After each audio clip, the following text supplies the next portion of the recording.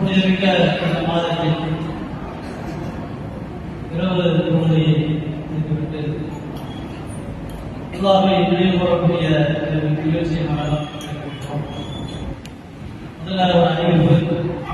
சகல் முடிவு நேரம் 5:15, இஃப்தாருடைய நேரம் 6:31. அதே போல நோன்பாளிகளுக்காக வழங்கப்படக்கூடிய அந்த அஞ்சிக்காக மிகப்பெரிய ஒரு பொருளாதார செலவு நடந்து 6 பள்ளிவாசலுக்கும் சேர்த்து கிட்டத்தட்ட 45,000 ரூபாய் செலவிடப்படுகிறது. இந்த வகைக்காக உங்களது பொருளாதார உதவிகளை தாராளமாக விரைவாக வழங்குமாறு முன்வைக்கிறோம். அல்லாஹ்வின் அற்புதம் என்கிற தலைப்பில் சில செய்திகளை நாம் பார்த்து வருகிறோம். அதில் மூசா நபி அவர்கள் தொடர்பான இன்னொரு குர்ஆன் சொல்லக்கூடிய நாம் சொல்லக்கூடிய இந்த விஷயங்கள் அது ஒரு கேள்விப்பட்ட வரலாறாக இருக்கலாம், மனசுல நினைவு இருக்கக்கூடிய வரலாறாக இருக்கலாம். ஆனால் அதை நம்ம வாழ்க்கையோட அதை எப்படி ஒப்பிட்டு பார்க்கிறோம் என்பதுதான் முக்கியம். மூசா அலைஹிஸ்ஸலாம் அவர்கள் ஒரு நல்ல அடியாரிடத்தில் கல்வி கற்றுக் கொள்வதற்காக சென்றார். அவரை சந்தித்து, உங்களிடத்தில் அல்லாஹ் ஒரு கல்வியை கற்று வருமாறு எனக்கு சொல்லியிருக்கிறான், உங்கள்கிட்ட நான் பாடம் படிக்கணும், எனக்கு நீங்க கற்று தருவீங்களா அப்படின்னு கேட்கிறேன். இது கேட்கறதுக்கு முந்தி ஒரு வரலாறு குறிப்பு இருக்குது, அதை சொல்ல நாளைக்கு பார்ப்போம். இப்போ அந்த நபரை, அந்த மனிதரை சந்திக்கிறார். சந்தித்து, எனக்கு நீங்கள் அல்லாஹ் உங்களுக்கு கற்று தந்திருக்கக்கூடிய அந்த கல்வியை எனக்கு நீங்கள் கற்றுத் தர வேண்டும். நான் உங்களது ஒரு மாணவராக இருக்க விரும்புகிறேன்.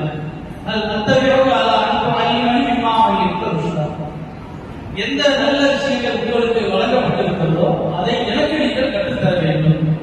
நான் உங்க கூட இருக்கிறதுக்காக வந்திருக்கிறேன், உங்களை பின்பற்றி நான் வருகிறேன் அப்படின்னு சொல்றார். அந்த மனிதர், அவருடைய பெயர் ஹிதர் என்பதாக சொல்வார். அவர் சொல்றார், என்னோடு நீங்கள் இருப்பதற்கு அந்த அளவு பொறுப்பு கிடையாது. என் கூட இருக்கணும் அல்லது என்னிடத்தில் நீங்கள் பாடம் பயில வேண்டும் என்றால் முதல் தகுதியே பொறுமை வேணும். அந்த பொறுப்பு உங்களுக்கு கிடையாது அப்படின்னு. அடுத்த ஒரு ஆசிரியர் கேட்கிறார்,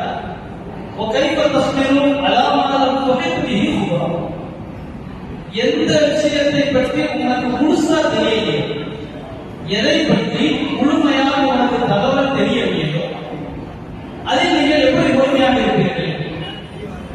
பொதுவாக ஒரு முடிவு தெரிஞ்சுட்டா சரி, கொஞ்ச நேரம் பொறுப்பு. முடிவு தெரியாம இருந்தா நம்மளால பொறுமையா இருக்க முடியுமா? ஒரு பயன் முடிச்சிருவோம் அப்படின்னு தெரிஞ்சுட்டா கொஞ்ச நேரம் பொறுமையா இருக்கும். முடிவே தெரியலைங்க, நம்ம பொறுமை இருக்குமா? ஏன்னா வண்டி போயிட்டே இருக்குது, முடிப்பாக அதிக மாட்டாரா? அந்த ஒரு தகுதியை நம்ம பொறுமை எப்படி வச்சிருக்கோம். முடிவு தெரிஞ்சுட்டா சரி, 10 நிமிஷம், 4 மணி நேரம், அரை மணி நேரம் ஒரே அப்படிங்கிற ஒரு முடிவு கொண்டு. ஆனால் முடிவு தெரியலைன்னா பொறுமை இழந்து போயிருக்கோம். அப்ப அந்த ஆசிரியர் சொல்றாரு, எதை பற்றி உங்களுக்கு முழுமையாக தெரியலையோ நீங்க எப்படி பொறுமையா இருக்கீங்க? உங்களுக்கு பொறுப்பு கிடையாது. சொல்றா, சத்தஜிதுனி இன்ஷா அல்லாஹ் சாபிரா, இன்ஷா அல்லாஹ் என்னை நீங்க பொறுமையாக காண்பீங்க. பொறுமையா இருப்பாங்க அப்படி சொல்லல, அல்லாஹ் நாடினா என்னை நீங்க பொறுமையாக காண்பீர்கள். இப்ப இது ஒரு முக்கியமான ஒரு, நான் ஏற்கனவே சொல்லலையா, என்னால முடியும் அது வரக்கூடாது. அல்லாஹ் நான் செய்வேன், அல்லாஹ் நான் செய்வேன், இன்ஷா அல்லாஹ் செய்வேன், இதுதான் வரணும். தவிர நான் சாதிச்சு காட்டுவது நம்பிக்கை, செயல், பேச்சு வரவே கூடாது. மூசா நபியுடைய வார்த்தை தான். இது ஒரு பாவம். பல ஆயிரம் ஆண்டுகளுக்கு முன்பு வாழ்ந்த மூசா நபியின் உரையாடலை என்ன சொன்னாரோ அப்படியே அல்லாஹ் சொல்றானா இல்லையா? மூசா நபியுடைய போட்டோ தெரியுமா? அவன் வாபம்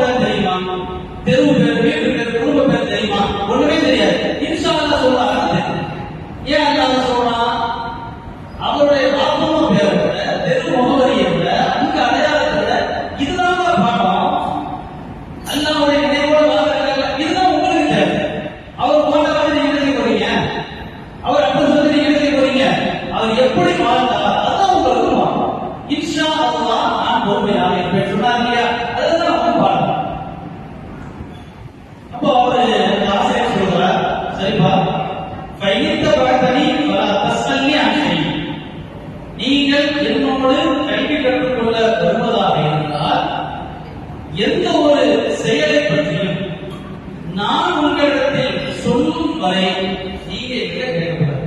நான் எதை செஞ்சாலும் ஏன் இப்படி செஞ்சீங்க அப்படின்னு குந்திக்கிட்டு கேட்கக்கூடாது. நான் சொல்ற வரைக்கும் பொறுமையா இருக்கணும் அப்படின்னு சொல்றேன். இந்த கண்டிஷன் கூட மாணவர் ஆசிரியர் கிளம்புறாங்க. கடல் மேல போய் ஒரு கப்பல்ல ஏறி ஒரு ஊருக்கு எங்கேயோ பயணிக்கிறாங்க. கப்பல்ல ஏறின உடனே ஹத்தா இதா ரகிபா ஃபிஸ்ஸபீனா ஷரஹா, கப்பலில் பயணிக்கும் போது அந்த கதிர் கப்பலை ஓட்டை போட்டார், துளை போட்டார், கப்பலை சேதப்படுத்தார். பயணித்து கொண்டு இருக்கக்கூடிய கப்பலை நம்ம ட்ரெயின்ல போறோம், இருக்கிற ஜன்னல் உடச்சா அது உட்கார்ந்து சீட்டை உடச்சா முடியாது, பஸ் வேலை உடச்சா முறை கிடையாது. அப்ப நாம் எது பயணிக்கிறோமோ அந்த ஒரு கப்பலை அவரே குறைவு செய்கிறார், உடைக்கிறார். முதல்ல ஒரு கண்டிஷன் போட்டாங்க, நான் சொல்லாத வரை நீங்க கேட்கக்கூடாது. மூசா டக்குன்னு கேட்டார், இது தொகுதி தாளா கப்பல கூட எல்லாரையும் கடல கடிக்கலாம் உடைக்கிறீங்க அப்படின்னு. அப்ப கதை சொன்னாரு, மற்றது மக்கள் உனக்கு பொறுமை இல்லைன்னு சொன்னாங்க, என்னோட வருவதற்கு உங்களுக்கு பொறுமை கிடையாது சொன்னாங்க. கப்பலை உடைக்கிறார், அது தப்புதான், வெளி தோட்டத்தில் தப்புல தான், அநியாயம் தான். அதுலயும் நமக்கு உபகாரம் செய்யணும். ரோட்ல போறாரு, கார்ல ஏறி நம்மள ஏறி உலக போனா அந்த சீட்டை கட்டி எடுத்து போறாரு, அவருடைய காலையில சேதப்படுத்த கூட்டிட்டு போறது ஒரு உபகாரம். அந்த உபகாரத்துக்கு நன்றி செலுத்துவதற்கு பதிலாக உபத்திரம் செஞ்சார். அப்ப வெளி தோற்றத்துக்கு தப்பு. மூசா வேகமாக கேட்டார், எவ்வளவு பெரிய தப்பு செஞ்சீங்க, எவ்வளவு பெரிய அநியாயம் செஞ்சீங்க அப்படிங்கும் போது உங்களுக்கு பொறுமை இல்லை இல்லையா, நான் துவா செஞ்சேன், சீட்டோட தொகுதி தெரியும் நம்பி சொன்னா சாரி மறந்துட்டேன், இனிமே செஞ்சா பாருங்க. அடுத்து ஒரு ஊர்ல இறங்கி தெருவுல நடந்து போவாங்க. போகும்போது ஒரு சின்ன வயசு பையன் தெருவுல விளையாடிட்டு இருக்கான். ஓங்கி ஒரு சாக்கு கொடுத்தாங்க, அங்கேயே சுருக்க ஆள் காலியா அடிச்சு அடியில் ஆள் காலி. ஒரு பரிசுத்தமான ஒரு உயிரை இப்படி அநியாயமா நிறுத்திட்டீங்கள, என்ன தப்பு பண்ணிட்டாங்க? விளையாடிட்டு ஏதோ பண்ணிட்டு இருக்கான், எந்த ஒரு தப்பு செய்யாம இப்படி அநியாயத்தை போட்டு காலி பண்ணிட்டீங்க அப்படிங்கும் போது அப்பயும் அவர் ஆசிரியர் சொன்னாரு, பதில் சொன்னாரு, அப்பொழுது இன்னக்கலன் கஷ்டத்தையே அவன் சொல்றா, உங்களுக்கு பொறுமை என்ன நான் சொல்றது, உங்களுக்கு பொறுமை கிடையாது வேணா இல்லையா? திரும்ப சொல்றாரு, சரி இனிமேல் நான் கேட்டால் என்ன ஸ்கூல் விட்டு வெளியே ஃபர்ஸ்ட் தடவை தெரியாம மறந்துட்டேன், ரெண்டாவது வந்துட்டேனா இல்லையா, மூணாவது தடவை நான் உங்களை கேட்டேன்னா இந்த காலேஜ் விட்டு வெளியே அனுப்பிட்டேன், உங்களோட என்ன இருக்க விட வேண்டாம் அப்படின்னு அப்படியே போயிருக்கிறாங்க. ஒரு ஊருக்குள்ள போறாங்க. அந்த ஊர்ல உள்ள மக்கள் இவர்களுக்கு அறிமுகம் இல்லாத ஒரு உதவி கேட்டா உதவி செய்ய மாட்டேங்க, சாப்பாடுக்கோ எதுக்கோ உதவி கேட்டா, ஒரு உணவு கேட்டா உணவு கொடுக்கணும் இல்லையா, எதுவுமே செய்ய மாட்டேங்க. அப்போ இவருக்கு ரொம்ப ஒரு கலைப்பு சிரமம் இருக்கிறது. அந்த சிரமத்தோட ஒரு சுவர் அது இடிந்து விழுகிற மாதிரியான ஒரு நிலை இருக்குது. இந்த கதை என்ன பண்றாருன்னா, அந்த சுவற்றை செப்பனிடக்கூடிய ஒரு வேலையை செய்கிறார். மண்ணை போட்டோ சிறுத்தை போட்டோ கலவரம் பண்ணி அதை ஒழுங்குபடுத்தக்கூடிய ஸ்டான் பண்ணக்கூடிய வேலையை கதிர் செய்கிறார். மூசாதேவிக்கு பொறுமை, இவ்வளவு சிரமத்திலையும் இந்த ஊர் மக்களுக்கு ஒரு நல்லது செய்வீங்க, எவ்வளவு சோர்ந்தாங்க, ஒரு பையன் ஆதரிக்க மாட்டேன்னா அந்த ஊருக்கு வந்து அந்த ஊர் சொல்ல என்ன ஒழுங்குபாடு என்ன என்று இருக்காமல் ஒரு விளக்குடைய நிலையில் இருக்கக்கூடிய ஒரு சுவற்றை நீங்கள் செப்பனிடுகிறீர்கள், ஒழுங்குபடுத்துகிறீர்கள். நம்ம ஊருக்கு தான் நல்லது பண்ணீங்க, அதுக்கு ஒரு சம்பளம் வாங்கலாம்ல, ஒரு கூலி கேட்கலாம்ல, கூலியை வாங்க அதை நம்ம சாப்பிடலாம் இல்லையா, ஒரு உதவியா போயிருக்குல்ல அப்படிங்கிறது.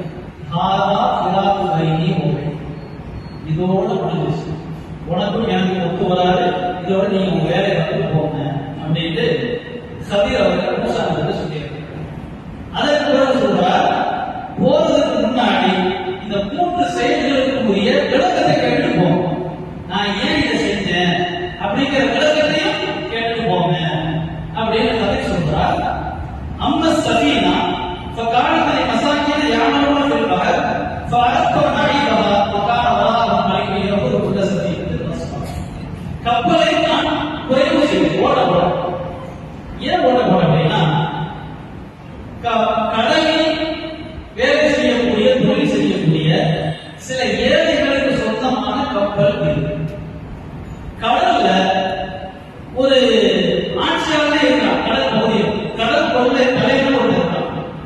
அவங்களுக்கு வேலை என்ன? எதுவெல்லாம் நல்ல கப்பல் போக்குவரத்து இருக்கிறதோ அதை போய் தாக்குதல் நடத்தி இருக்கிற எல்லாத்தையும் காலி பண்ணிட்டு கப்பலை கொள்ளையடித்து கொண்டு செல்லக்கூடிய ஒரு கொள்ளை கூட்டமும் ஒரு ஆட்சியில் உள்ளவர்களும் ஒரு ஆட்சி இருக்கு. அப்படிப்பட்ட ஒரு அரசன் இருக்கிறான். அவன் இந்த கப்பலை கொள்ளையடித்து விடுவான் என்று அஞ்சிதான் அதை குறைப்படுத்தினேன். இப்ப தூரத்தில் பார்க்கும்போது ஒரு பலத்தை போனதா இருந்துச்சுன்னா இது ஓட்ட கப்பல் பாய்கிறது நம்ம என்ன செய்வோம் அப்படின்னு வந்து கிட்ட கூட அங்க மாட்டோம். அதனால அதை நான் குறைப்படுத்தினேன், வேற ஒன்றும் கிடையாது. அப்ப ஏழைகள் மீது கரிசனத்திற்காகத்தான் இதை செஞ்சேன் அப்படிங்கிறது.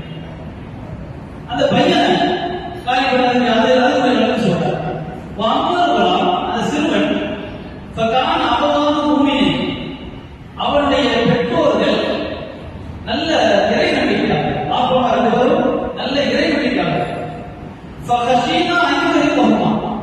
இவன் அந்த ரெண்டு பேர்த்தையும் அநியாயம் செய்து வழிகேட்டில் இறை மதிப்பிலும் தள்ளிவிடுவான்.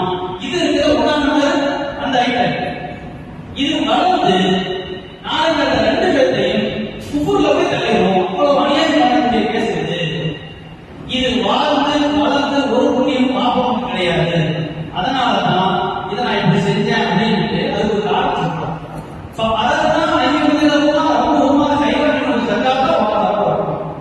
உமது இறைவன், நம்முடைய இறைவன் அல்ல அந்த பெற்றோர்களுக்கு அதிக அருள் இறக்கம் உள்ளவனாகவும் பரிசுத்தமான ஒரு பிள்ளை, சிறந்த பிள்ளையை அல்லாஹ் கொடுக்க நான் இருக்கிறான்.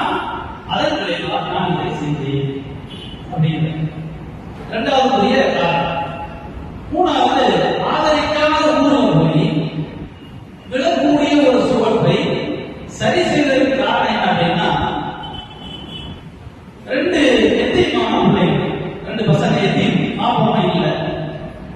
அந்த சுவற்றுக்கு கீழே அவர்களுக்குரிய ஒரு புதையல் தாய் தந்தையர்கள் வச்சிருக்காங்க.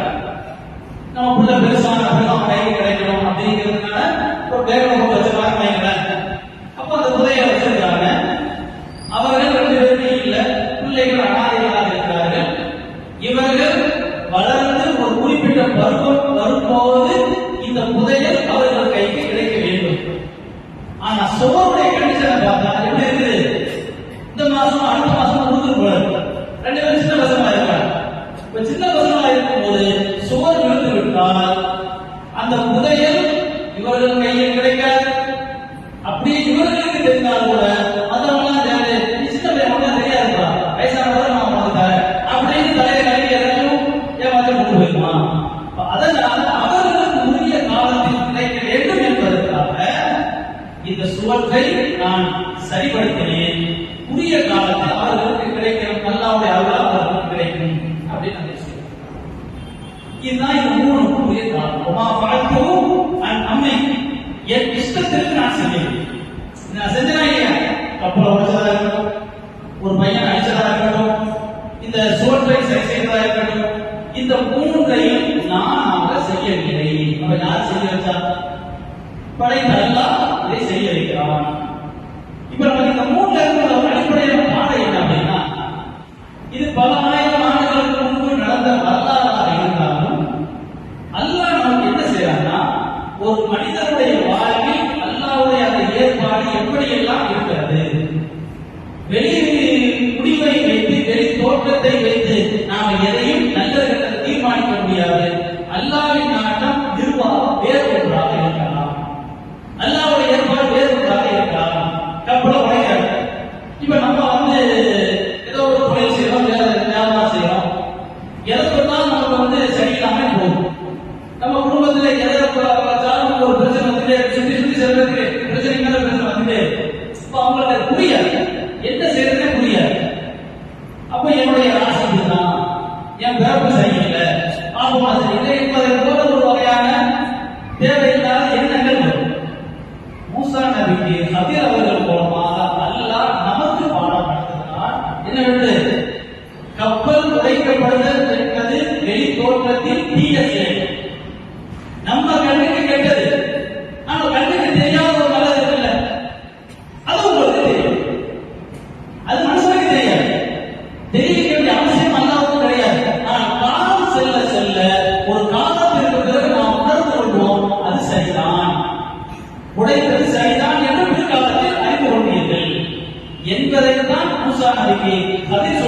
வைத்திருக்கிறார். இன்னைக்கு நம்ம வாழ்க்கையில பார்த்தோம் அப்படின்னா சில குடும்பத்துல வந்து ஒவ்வொரு குடும்பத்திலும் யோசிச்சு பார்த்தா நமக்கு கண்காணி பாடம் வருங்க. ஒரு குடும்பத்துல ஒருத்தவர் இறந்து போயிட்டாங்க. இறந்து போனவங்க பார்த்தீங்கன்னா வித்தியாசமான முடிவுகள் தான் வரும். அவர்கள் இருக்கிறவரை வெறும் குழப்பமாக எதற்கும் முடிவு செய்யாமல் இருக்கிறது. மரணத்தை பிறகு பல விஷயங்களுக்கு விடை தெரிகிறது. மரணம் என்பது பெரிய சோகம். மரணம் என்பது ஈடு செய்ய முடியாத ஒரு இழப்பு. ஆனால் அந்த மரணம் ஏற்பட்டதால் தான் பல நன்மைகள் நடந்திருக்கிறது. இது நம்ம பலருடைய வாழ்க்கையில பார்க்கணும். சிலர் இருக்கிற வரைக்கும் மதிக்க மாட்டாங்க. அந்த அருமை தெரியாது. குறிப்பா தாயில இருக்கிறவங்க அருமை தெரியாது. ஏன்னா நம்ம என்ன நினைக்கிறோம்னா நம்ம விட்டு போக மாட்டாங்களா அப்படிங்கிற இயல்பான மனசுல உட்கார்ந்துருச்சு. ஆனா போன பிறகு பார்த்தீங்கன்னா குடிச்சு போயிடும். அந்த பிரிவு அந்த இழப்பு என்பது நம்மளால ஜீர்ணிக்க முடியாது. வெளி தோற்றத்தில் சோகம் இழப்பு. ஆனால் அதில் அல்லாஹ் பல கைகளை வைத்திருக்கிறான், பல நன்மைகளை வைத்திருக்கிறான். அது இப்ப தெரியும். காலம் செல்ல செல்ல செல்ல எனக்கு தெரிஞ்ச ஒரு அவருடைய குடும்ப அனுபவம் சொல்றார். அவருடைய மகளுக்கு திருமணமாகாமல் இருந்தது. அந்த தாய் சிறு வயதில் திடீர்னு மூத்தா போயிட்டார். மூத்தா போன பிறகு பார்த்தீங்கன்னா அந்த பிள்ளைக்கு திருமண ஏற்பாடுகள் விரைவாக நடந்து முடிந்து விட்டது. வெளியே இருந்து பார்க்கிறவங்க சொல்லக்கூடிய ஒரு விஷயம் என்ன அப்படின்னா, அவ இவ்வளவு நாளா அமையாமல் இருந்தது இவ்வளவு சீக்கிரமாக இலகுவாக முடிந்து விட்டது என்றால் அவருடைய மரணத்தின் காரணமாக தான் இது ஏற்பட்டிருக்கிறது. அவர் தாய் இல்ல, தாய் இல்லாத பிள்ளைய நம்ம கவனிக்க ஆகிவிடாது என்கிற அந்த அக்கறையும் கவனமும் கூடுதலாக முயற்சிக்க வைக்கிறது. தாய் இருக்கும்போது பார்த்துக்கலாம் அப்படின்னு அவர் சொல்ல பார்க்கிறார். தாய்க்கும் சேர்த்து நான் தான் இருக்கிறேன் அப்படிங்கிற ஒரு கட்டாயம் வரும்போது இவர் தந்தையாகவும் இருக்க வேண்டியிருக்கிறது, தாயின் அந்த உணர்வையும் இவர் காட்ட வேண்டியிருக்கிறது, அந்த பொறுப்பை காட்ட வேண்டியிருக்கிறது. அதற்காக மிகப்பெரிய அளவில் முயற்சிக்கிறார், உழைக்கிறார், அக்கறையோடு கவனத்தோடு செயல்படுகிறார். இந்த மன வாழ்க்கை என்பது ஏற்பட்டு சிறப்பாக. இப்ப நாம் புரிந்து கொள்ள வேண்டியது என்ன? வெளி தோற்றத்தில் அது இழப்பு. ஆனால் நமக்கு கண்ணுக்கு தெரியாத உடனடியாக புலப்படாத ஒரு நன்மையை நல்லா அதைத்தான் வைத்திருக்கிறார். அப்ப கப்பலை உடைத்தல் என்பது ஒரு துன்பம், ஒரு கேடு. இது கண்ணுக்கு தெரியக்கூடியது. கண்ணுக்கு தெரியாத ஒன்றை நல்லா வைத்திருக்கிறார். இதுதான் அல்லாஹ்வுடைய நிர்வாகம். நமக்கு உடனடியாக கண்டுபிடிக்க முடியாது. காலம் செல்ல செல்ல புரிந்து கொள்வோம்.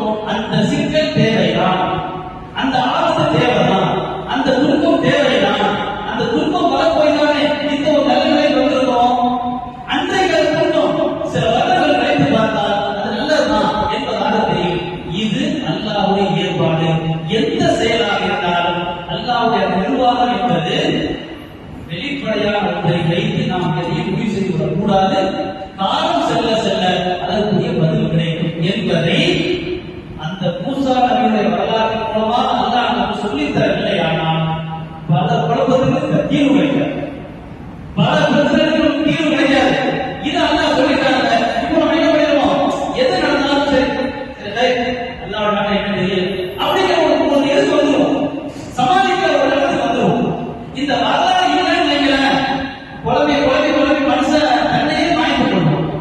இது ஒன்று. அடுத்ததாவது அந்த பையன் விஷயம் அல்லாஹ் நாளைக்கு அந்த பிள்ளை பெருசா வந்து என்னென்னலாம் ஆகும் ஹதீருக்கு தெரியாது, மூசா நபிக்கு தெரியாது. ஆனா படைச்சவனுக்கு தெரியும்ல. அவன் தான் இந்த ஏற்பாடை செய்யறான். இந்த ஆறு போகக்கூடிய ஒரு நிலையை காரணத்தை அல்லாஹ் உருவாக்குகிறான். உருவாக்கி அவன் காலியாகிறான். அதுக்குரிய விளக்கத்தை என்ன சொல்றாரு? சிறந்த ஒரு பிள்ளையை சந்ததியை அல்லாஹ் வருவான். அப்ப அந்த தாய் தந்தைக்கு பெரிய துன்பமா தான் இருந்திருக்கும். இந்த பிள்ளை இறந்து ஆமா அறுபது செய்வாங்க, அளவு இருக்க மாட்டாங்க. எந்த ஒரு அநியாயமான பிள்ளைகளா இருந்தாலும் அந்த பிள்ளைக்கு ஒரு உயிர் பாதிப்புன்னா பெற்ற தாய்க்கு கண்ணீர் வராமல் இருக்கலாம், சந்தோஷப்படுவாங்களா? வேற இருக்கதான். இந்த பையனுடைய தாய் தந்தை இருக்கதான் செய்யும். ஆனாலும் கூட அன்றைக்கு அது சோகமாக துன்பமாக இருந்தாலும் சில காலங்களுக்கு பிறகு ஒரு பிள்ளை பிறக்கும். அந்த பிள்ளையினால் அவர்களுக்கு மனநிறைவு ஏற்படும். வாழ்க்கையே மன நிறைவானதாக மாறிவிடும். அது அவர்களுக்கு அப்ப தெரியாது, இறப்பின் போது தெரியாது, காலம் கடந்த பிறகு தெரியும் என்பதை மூசா அவர்களுடைய அந்த உரையாடல் மூலமாக அல்ல